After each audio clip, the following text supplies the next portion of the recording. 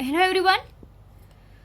So in our previous lectures we had completed chapter number 16 and then chapter number 15, which are of ecology part, right?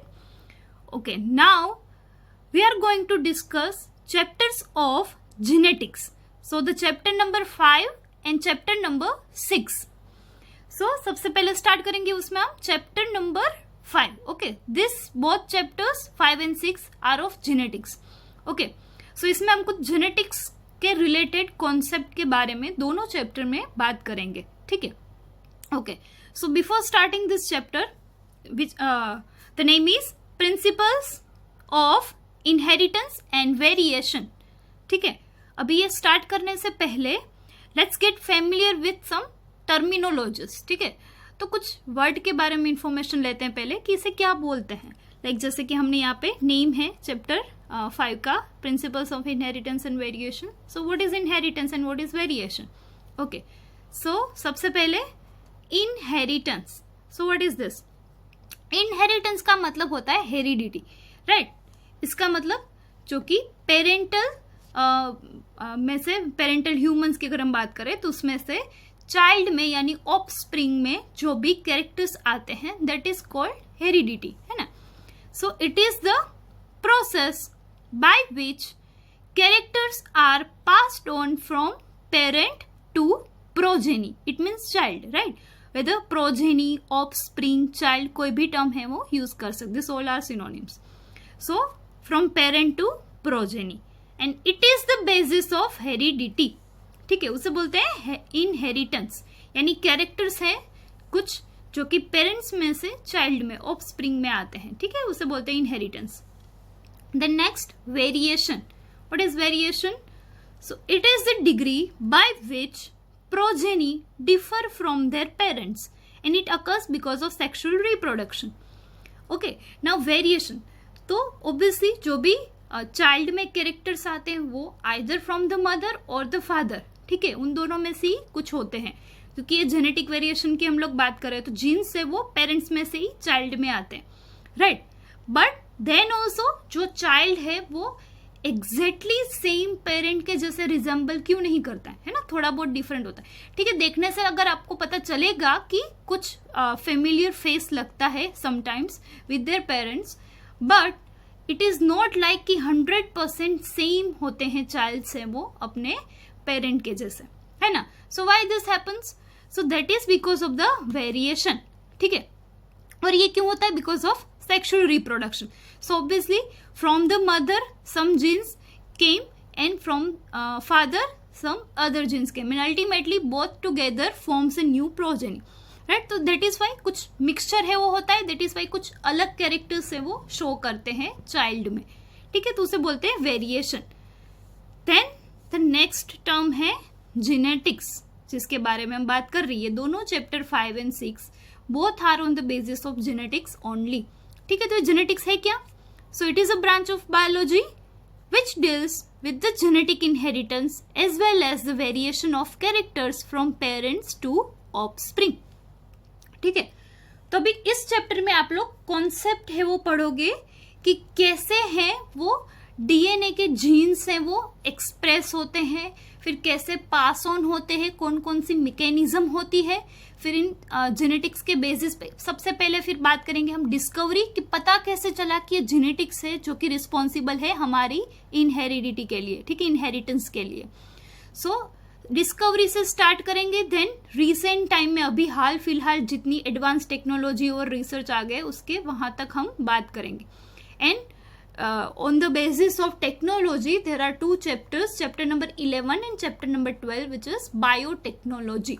ठीक है, वो फिर उसके बाद हम पढ़ेंगे. तो ये 5 and 6 है वो बेसिक्स हैं फॉर योर जेनेटिक्स. ठीक है, तो ये कुछ डिस्कशन करेंगे हम वन बाय वन जैसे ही टॉपिक्स आएंगे.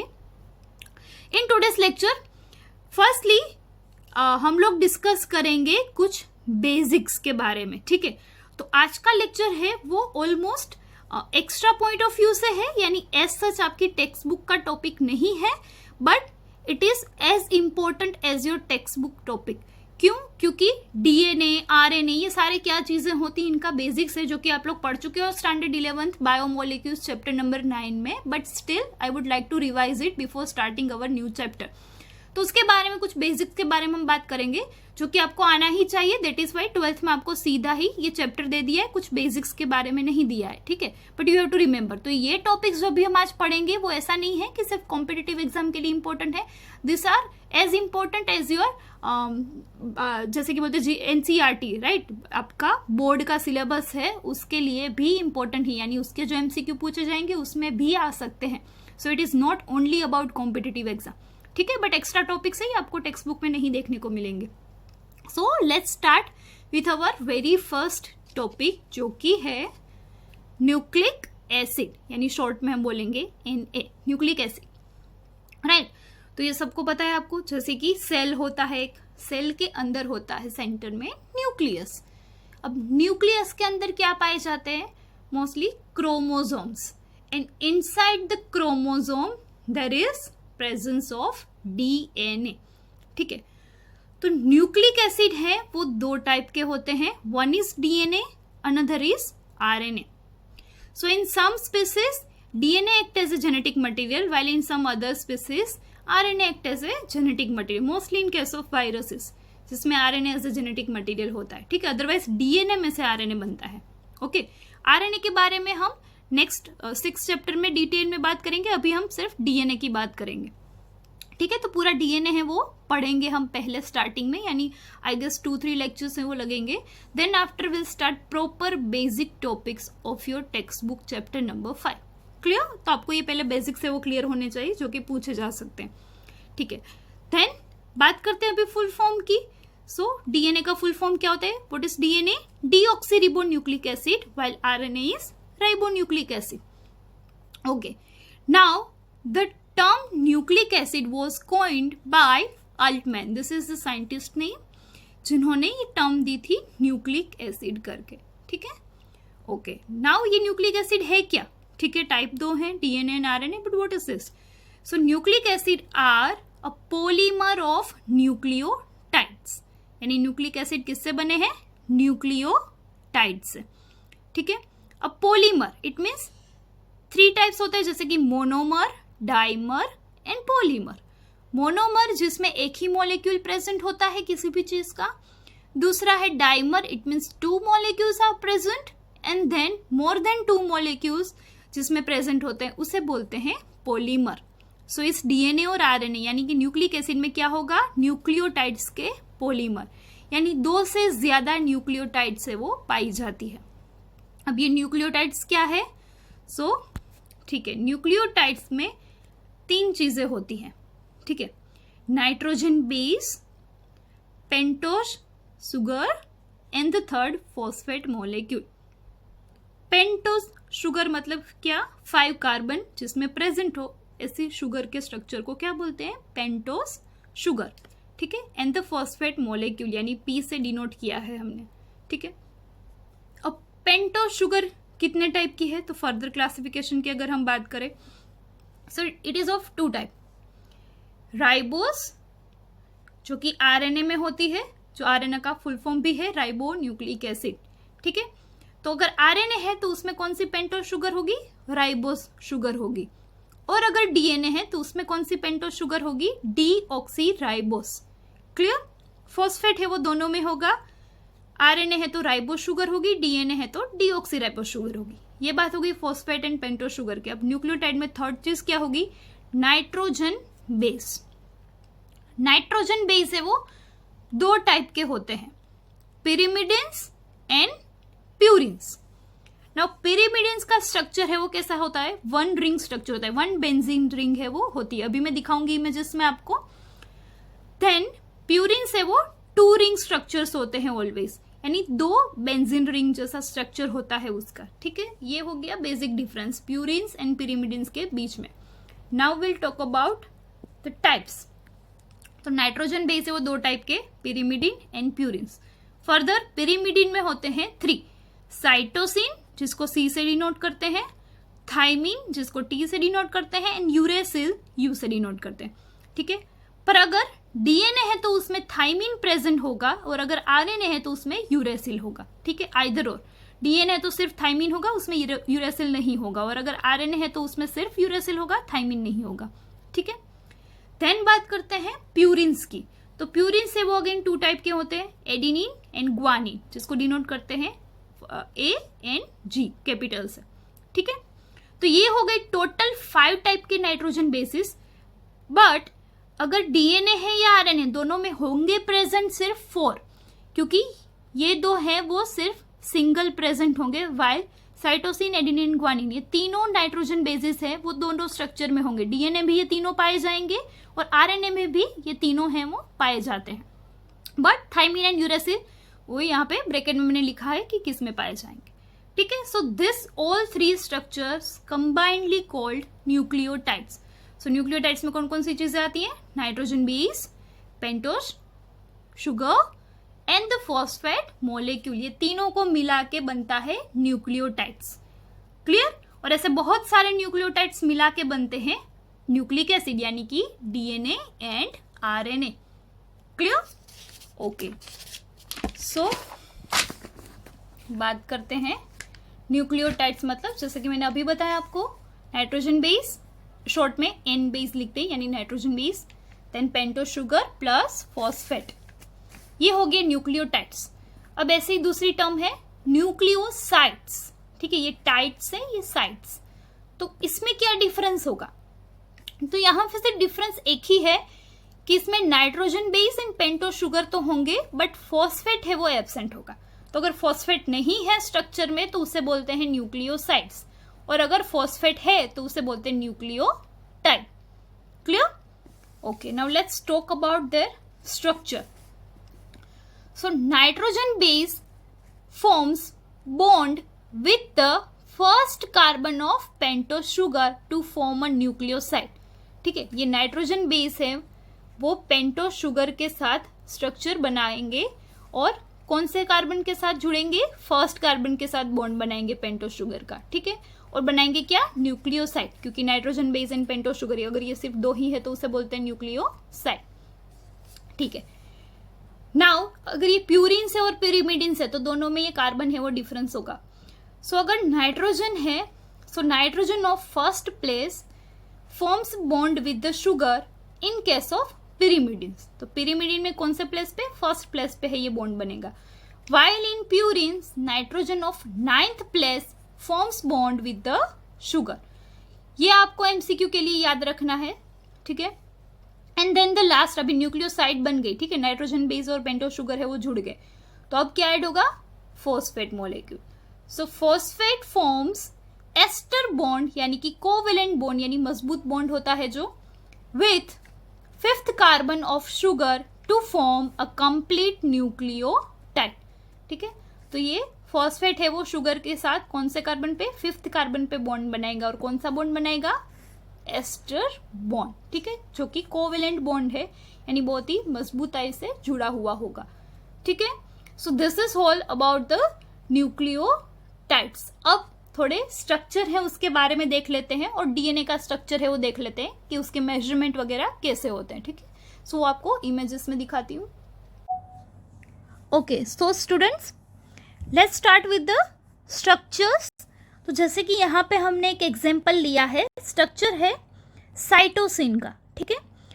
तो उसमें आप लोग देखोगे कि मॉलिक्यूल्स हैं वो दिखाए गए हैं। मॉलिक्यूल्स जैसे कि आप लोग देख सकते हो ब्लू कलर का है, वो है नाइट्रोजन दिखाया हुआ है, जो कि आप स्ट्रक्चर में ये नाइट्रोजन है वो 3 देख सकते हो, और यहाँ पे it is in blue colour, ठीक है।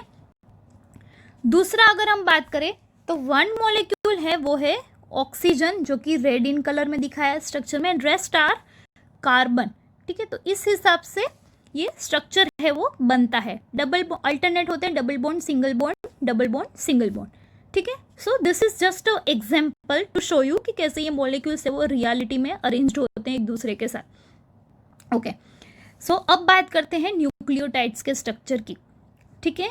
So first of all nucleotides में हम बात करेंगे नाइट्रोजन बेसिस की। तो नाइट्रोजन बेस हमने अभी पढ़ा, कितने टाइप के होते हैं? 2 टाइप्स के, प्यूरिन्स एंड pyrimidines। तो पहले बात करते हैं pyrimidines कैसे हैं। सो सबसे पहला है साइटोसिन, ठीक है, तो उसका स्ट्रक्चर आपको दिखाया गया है। और ये सारे पिरिमिडिन्स के स्ट्रक्चर आप तीनों के देखोगे, सो it is a single ring structure, है ना, एक ही रिंग दिख रही है आपको बेंजीन की, ठीक है, दूसरी रिंग का स्ट्रक्चर नहीं है। तो पहला है साइटोसिन, जिसका स्ट्रक्चर आप लोग देख सकते हो स्क्रीन पे। देन दूसरा है thymine and the third uracil. So thymine की अगर हम बात करें तो वो कहाँ पे प्रेजेंट होता है, सिर्फ डीएनए में, और यूरेसिल की बात करें तो वो प्रेजेंट होता है आरएनए में, ठीक है। बाकी के तो यानी कोई भी दो ही पिरिमिडिन है वो प्रेजेंट होंगे, डीएनए में भी दो होंगे, पर डीएनए में होंगे सी एंड टी, और आरएनए में पिरिमिडिन है वो प्रेजेंट होंगे सी एंड यू, बट दो ही होंगे, ठीक है, ओके। नेक्स्ट बात करते हैं प्यूरिन्स की। तो प्यूरिन्स का स्ट्रक्चर आप लोग देख रहे हो कैसे होते हैं, टू रिंग स्ट्रक्चर है, जैसे कि आप लोगों को स्क्रीन पे दिख रहा है। और उसके दो एग्जाम्पल क्या है, एडिनिन एंड ग्वानिन, यानी कि जी, दोनों का स्ट्रक्चर है वो आप लोग देख सकते हो, ये है प्यूरिन्स। तो आपको ये ऐसे एमसीक्यूज भी पूछे जा सकते हैं कि स्ट्रक्चर देके this structure is of which of the following, ठीक है, तो आपको नाम दिखाना है। और अगर नाम देके आपको पूछ सकते हैं स्ट्रक्चर्स, तो 4 ऑप्शन होंगे स्ट्रक्चर के, इस हिसाब से भी आपको क्वेश्चन है वो पूछे जा सकते हैं। So you have to be prepare for this, right, okay. So next combine बात करते हैं हम कि पिरिमिडिन, पहली ऊपर की लाइन में 3 एग्जाम्पल आप देख सकते हो, नीचे हैं प्यूरिन्स, ठीक है। अब हम बात करें अगर जैसे कि यूरेसिल एंड थाइमिन, दो स्ट्रक्चर यूरेसिल एंड थाइमिन, जो कि आइदर और है, डीएनए में भी एक ही होगा और आरएनए में भी एक ही होगा, आरएनए है तो यूरेसिल, ये आपको भी पता चल गया, ठीक है। तो इन दोनों के स्ट्रक्चर में डिफरेंस क्या है, सिर्फ एक डिफरेंस है, वो है इस CH3 का, जो कि थाइमिन में प्रेजेंट होता है, यूरेसिल में नहीं होता है। Rest are similar, both the structure are as it is similar, just the one difference only and it is CH3, methyl group है उसका एक डिफरेंस है, अदरवाइज इट इज सेम, ठीक है। बाकी के स्ट्रक्चर आप लोगों ने अभी देखे, पिरिमिडिन है वो सारे सिंगल रिंग स्ट्रक्चर है, प्यूरिन से वो दोनों यानी कि सारे टू रिंग स्ट्रक्चर है, ठीक है। सेम अगेन स्ट्रक्चर्स जो कि आपको पता है, अभी आपने समझ लिया है, सिर्फ एक डिफरेंस है यूरेसिल एंड थाइमिन में, वो है CH3 का, ओके। हियर अगेन ऑल्सो अलग से दिखा है, जैसे कि ये एक ही डिफरेंस है, थाइमिन डीएनए में CH3 प्रेजेंट होगा, यूरेसिल में एब्सेंट है, ठीक है, नहीं है, बस बाकी कोई डिफरेंस नहीं है, ठीक है। अब बात करते, ये हो गया नाइट्रोजन बेस हमारा complete, purine and pyrimidines. Next बात करते हैं शुगर की, यानी कि पेंटोस शुगर। तो आप लोग स्ट्रक्चर में देख सकते हो कि आपको 1 2 3 4 5 करके ब्लू कलर में ये नंबर्स है वो दिए गए हैं। तो this numbers are of carbon, जैसे कि एक कार्बन, ये दूसरा carbon, third, fourth and this is fifth. तो हो गए 5 कार्बन, यानी कि 5 कार्बन शुगर जिसे बोलते हैं पेंटोस शुगर। तो ये 5 कार्बन का स्ट्रक्चर है, ठीक है, शुगर का। अब आप लोगों को पता है कि ये शुगर है वो 2 टाइप की होती है, अगर आरएनए है तो उसमें कौन सी होगी, राइबोस शुगर, और अगर डीएनए है तो उसमें कौन सी शुगर होगी, डीऑक्सीराइबोस शुगर, ठीक है, ओके।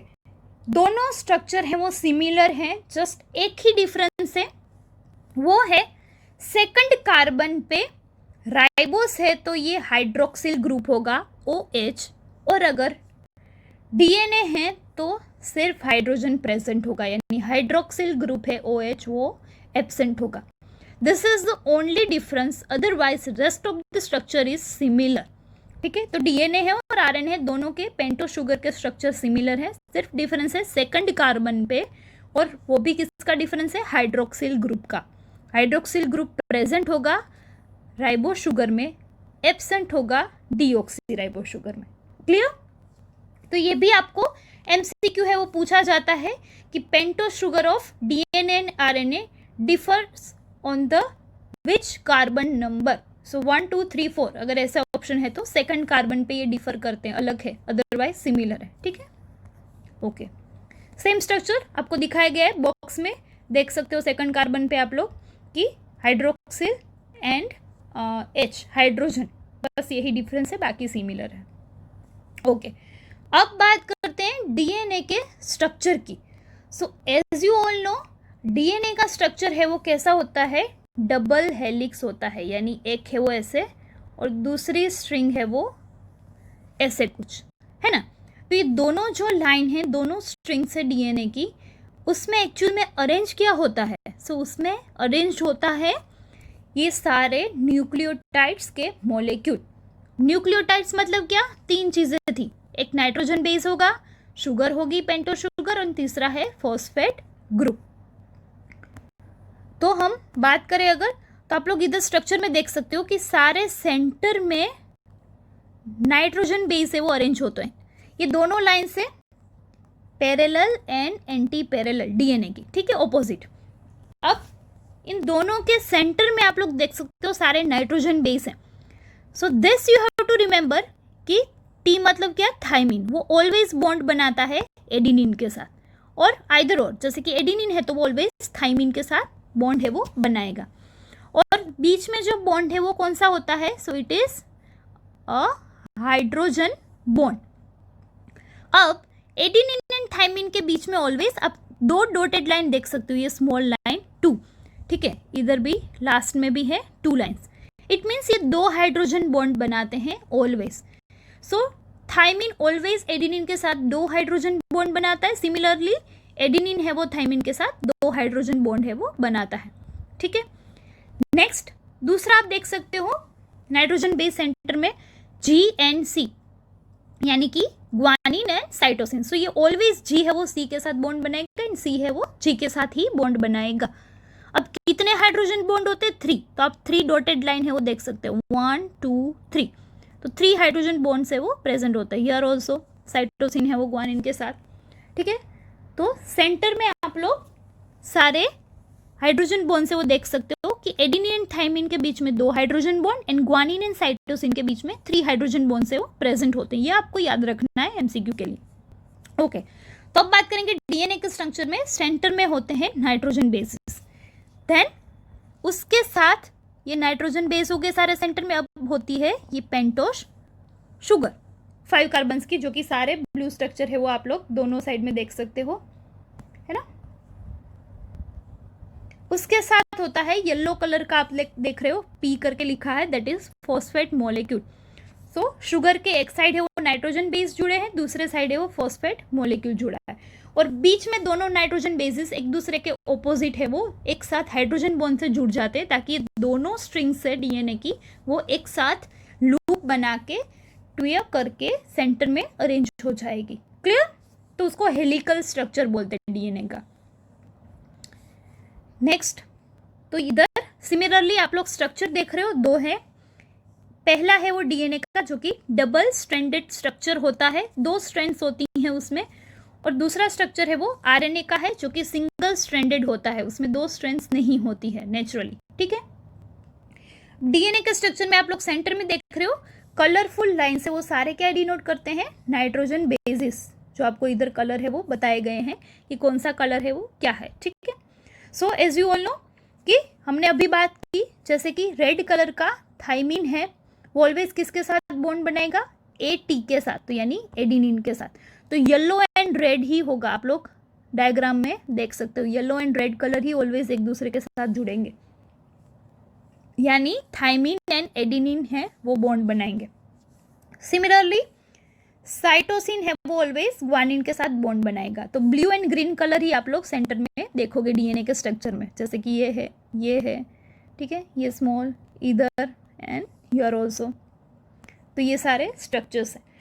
तो ऐसे पूरा डीएनए का स्ट्रक्चर होता है, और दोनों स्ट्रैंड्स है वो एक दूसरे के साथ डिस्टेंस पे जुड़ी हुई होती है, ठीक है, हेलिकल स्ट्रक्चर बनाती है। Okay, so here again nucleotide किसे बोलते हैं, जिसमें तीनों स्ट्रक्चर प्रेजेंट हो, phosphate, sugar and nitrogen base, ये तीनों को मिला के क्या बनता है, न्यूक्लियोटाइड। नेक्स्ट, अगेन तो ये जो डीएनए का स्ट्रक्चर है वो पूरा किससे बना है? It is a polymer of nucleotides. तो एक ये बॉक्स में आप नीचे देख रहे हो ब्लैक कलर का बॉक्स बनाया हुआ है, दिस वन, ये क्या है? सो न्यूक्लियोटाइड दिखा रहा है, बीच में nitrogen base, sugar and phosphate, S लिखा है, वो सारी क्या है? शुगर है दोनों साइड, तो उसे बोलते हैं शुगर फॉस्फेट बैकबोन, जो कि सिमिलर होगा दोनों स्ट्रैंड में। डिफरेंस क्या होगा? बीच के base pair, nitrogen base pair है वो, तो एक दूसरे के ऑपोजिट होगी ताकि एक दूसरे के साथ बॉन्ड बना सके, ठीक है। रेस्ट ऑफ द थिंग यानी दोनों साइड स्ट्रैंड पे शुगर फॉस्फेट बैकबोन जिसे बोलते हैं वो तो दोनों स्ट्रैंड में सिमिलर होगा, शुगर भी सेम होगी और फॉस्फेट मॉलिक्यूल भी ऑब्वियसली सेम ही होगा, डिफरेंस सिर्फ होगा नाइट्रोजन बेस में। तो ऐसे ऑपोजिट नाइट्रोजन बेसिस एक दूसरे के साथ जुड़ते जाएंगे और दोनों स्ट्रैंड है डीएनए की वो एक दूसरे के साथ हेलिकल स्ट्रक्चर है वो बना देती है। सो हियर अब बात करते हैं मेजरमेंट की, ठीक है। सो मेजरमेंट में हम बात करेंगे कि डीएनए का स्ट्रक्चर है जो उसकी विथ अगर हम बात करें तो नीचे आप लोग देख सकते हो इट इज़ 2 नैनोमीटर, यानी यहाँ से यहाँ तक का डिस्टेंस, ठीक है, वो होता है 2 नैनोमीटर। देन बात करते हैं बिटवीन द 2 न्यूक्लियोटाइड्स, यानी 2 जी और ए, ठीक है, कोई भी ले लो इधर जी और ए, तो रिस्पेक्टिव 2 न्यूक्लियोटाइड्स के बीच में डिस्टेंस होता है ऑलवेज 0.34 नैनोमीटर। देन 2 टाइप्स के ग्रूव्स होते हैं, जैसे कि एक होता है मेजर ग्रूव, दूसरा होता है माइनर ग्रूव, यानी ये जो बड़ा टर्न होता है उसे बोलते हैं मेजर ग्रूव और ये छोटा सा टर्न होता है उसे बोलते हैं माइनर ग्रूव, ठीक है। तो इस टाइप के 2 ग्रूव्स होते हैं। अभी पूरा एक टर्न अगर हम कैलकुलेट करें, यानी ऐसे शेप एक पूरा हम ले तो उसकी साइज होती है 3.4 नैनोमीटर, ठीक है, और इसमें अराउंड 10 नाइट्रोजन बेसिस हैं वो पाए जाते हैं। कितने?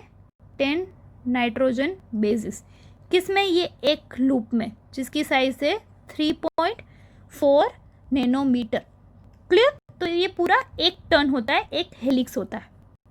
तो ऐसे बहुत से टर्न होते हैं पूरे डीएनए में, हम इधर सिर्फ एक की बात कर रहे हैं। तो एक टर्न है तो उसके अंदर 10 नाइट्रोजन बेसिस होंगे और उसकी साइज होगी, लेंथ होगी यानी 3.4 नैनोमीटर, और 2 न्यूक्लियोटाइड्स का डिफरेंस होता है एक दूसरे के बाद, वो होता है 0.34 नैनोमीटर।